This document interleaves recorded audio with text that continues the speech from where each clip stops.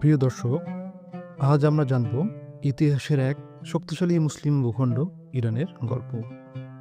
ইসলামের আলোয় আলোকিত হয়ে একসময় যে অঞ্চল দাঁড়িয়েছিল মুসলিম জাহানের অন্যতম স্তম্ভ হয়ে, সেই ইরান আজ কোথায়, আর ইসলামের ভবিষ্যৎবাণী অনুযায়ী এর ভবিষ্যৎ কি? ইরান মানেই এক সময়ের পারস্য সাম্রাজ্য।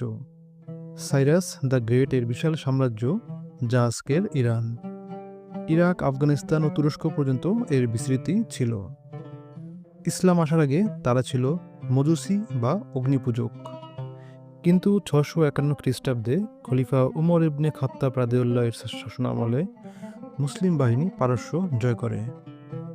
পারস্যে ইসলামের আগমন ঘটে এবং ধীরে ধীরে এখানকার মানুষ ইসলাম কবুল করতে থাকে।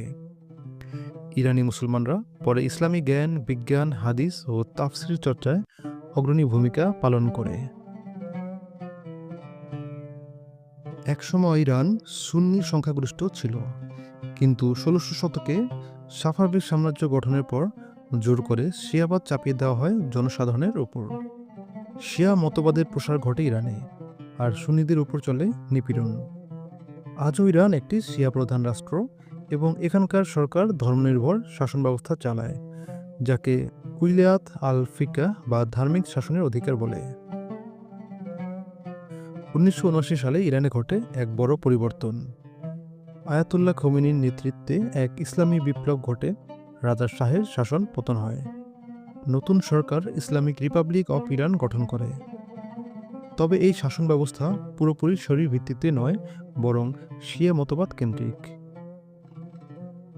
ইরান তখন থেকেই আমেরিকা ও ইসরায়েলের বিরুদ্ধে অবস্থান নেয় এবং মধ্যপ্রাচ্যে তাদের প্রভাব বিস্তার করে। ইরাক, লিবিয়া, সিরিয়া, লেবানন, ইয়েমেনে তাদের ছায়া পড়ে। রাসূলুল্লাহ সাল্লাল্লাহু আলাইহি সাল্লাম ভবিষ্যৎ সম্পর্কে বহু হাদিসে ইরানের ভূমিকার ইঙ্গিত দিয়েছেন। একটি হাদিসে আছে, তোমরা পারস্যে যুদ্ধ করবে এবং বিজয়ী হবে। আরেকটি হাদিসে রাসূল সাল্লাল্লাহু আলাইহি সাল্লাম বলেছেন, খোরাসান, যার মধ্যে ইরান পড়ে, খোরাসান থেকে কালো পতাকা উঠবে, কেউ তা প্রতিহত করতে পারবে না। এই কালো পতাকা অনেকে ব্যাখ্যা করেন মাহদী আলাইহিস সালামের আগমনের আলামত হিসেবে। ইরান বা খোরাসান অঞ্চল থেকেই কিছু সেনা মাহদী আলাইহিস সালামের দিকে এগিয়ে যাবে বলে ইঙ্গিত রয়েছে। বর্তমানে ইরান নিজেকে ইসরায়েলের শত্রু দাবি করে। হামাস, হিজবুল্লাহ সহ অনেক শিয়া ও প্রক্সি গোষ্ঠীকে ইরান সমর্থন দেয়। আন্তর্জাতিক বিশ্লেষকরা বলেন, মধ্যপ্রাচ্যে এক বড় যুদ্ধের জন্য ইরান এক স্লো বার্ন হয়ে আছে।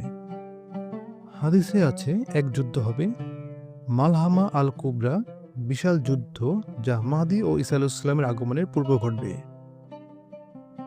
ইরানের ভবিষ্যৎ কোন পথে যাবে? কিছু আলেম বলেন, ইরানের কিছু শিয়ারা মাহদী আলাইহিস সালামের ডাকে সাড়া দেবে এবং সত্য ইসলামের পথে ফিরে আসবে।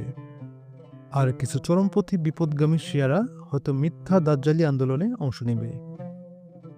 ইরানের ভূমিকা তাই দুই রকম হতে পারে, একদিকে হক পথে সহযাত্রী, আবার অন্য পথে বাতিলের দোসর। ইতিহাসের আলোকে ইরান এক ঐতিহাসিক শক্তি, তবে ইসলামী হাদিসের আলোকে তার ভবিষ্যৎ নির্ভর করছে তারা সত্য ও সুন্নাহর পথে ফিরে আসবে কিনা। আল্লাহ আমাদের সবাইকে সঠিক পথের দিশা দিক।